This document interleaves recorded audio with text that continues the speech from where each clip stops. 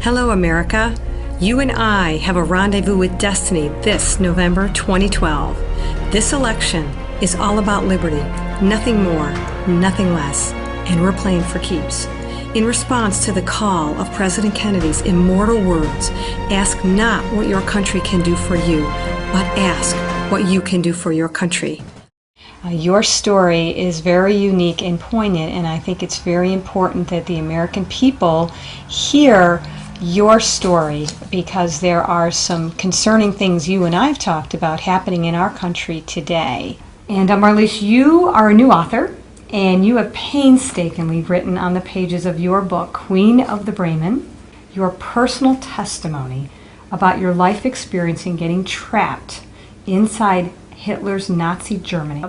I'm going to close out this report differently than I have in the past. I'm going to share my observations and musings with you. First, I did not know much about the Reawaken America Tour until a couple of weeks ago when negative and hostile articles were being written about it. Being an independent thinker, I decided to come out and see for myself what this was all about. Yes, Renee Ricco, citizen journalist from Rochester, New York. Okay. As people of faith, what do all of you suggest we do to ensure November and elections beyond are fair and free? I'm the national security law enforcement guy. I'm not really the election guy, but what I can tell you is that from Russiagate on through January 6th and now the raid of President Trump's home, I think it's been the biggest civics education in modern American history, and that's a good thing because people have realized that the federal government cannot and should never dictate how our elections have run. Yep, and I'll just add that states' sovereign rights, especially when it comes to our elections, is paramount. And that is actually what drives the legalities, the constitutionalities for our election system.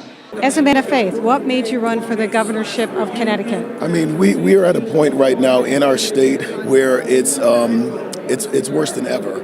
And I'm of the persuasion that we cannot continue to complain about how bad things are and not do something about it. Lance, we normally watch you on the Victory Channel on Flashpoint. Right. How did you come to be involved with the Reawaken America Tour? Well, it's interesting. My largest audience is in Flashpoint, oddly enough. It's just that the Flashpoint audience is a very unique demographic of faith people. Leon, you are an apostle and pastor of a church in Virginia, and you are also a candidate for U.S. Congress in the 4th District of Virginia. Yes. So how did you come to be involved with the Reawaken America Tour?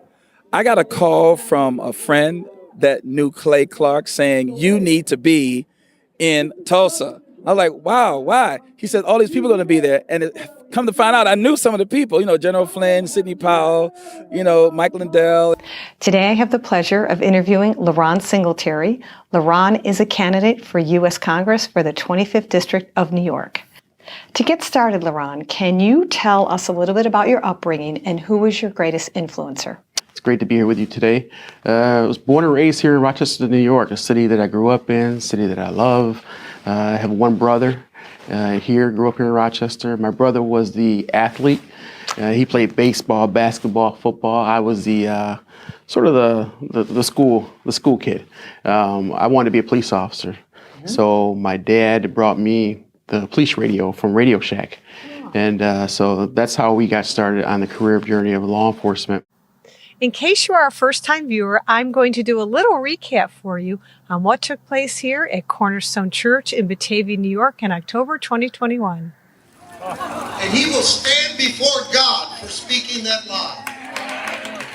No, because people are hungry to get right with God. Mario Murillo, who is an evangelist, came to Batavia and held 4 nights of tent revival meetings where numerous people came to faith and also received healing. Mario and his team have been holding multiple tent revival meetings in the state of California along Highway 99. A spiritual awakening is happening in California and New York, despite what is seen on the news.